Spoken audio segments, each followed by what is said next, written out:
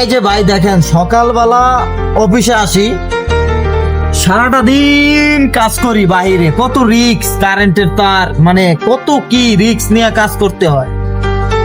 মানে যদি আজকে বড়লোক ফ্যামিলিতে জন্ম নিতাম তাহলে হয়তো বাবুগিরি ঘরে চলতে পারতাম, কিন্তু আল্লাহ তো সেটা কপালে রাখে নাই। কিন্তু মধ্যবিত্ত ঘরে জন্ম নেওয়ার পর দুনিয়ার বাস্তবতাটা এতটুকু বয়সে এসেই আমরা শিখে গেছি যে আসলে দুনিয়াতে টিকে থাকতে হলে যে কতটা লড়াই করতে হয় এবং কি কত যুদ্ধ করে যে জীবনটাকে বাঁচাতে হয়, সেটা একমাত্র যারা মধ্যবিত্ত ঘরের সন্তানরা আছে একমাত্র তারাই জানে। এই যে দেখেন, আমরা এই সকাল থেকে রাত্র পর্যন্ত কত কষ্ট করে কাজ করি।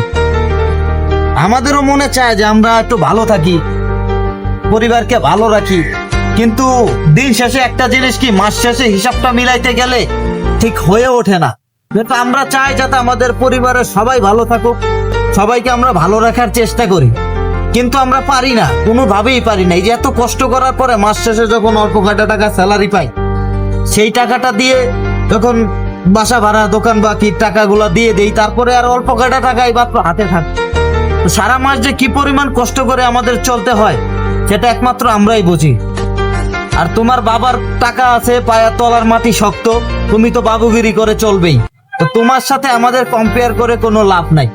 আমাদের কষ্ট করার জন্য জন্ম হয়েছে, কষ্টই করে যেতে হবে। অতএব আমাদের ভরসা আছে আল্লাহর উপর।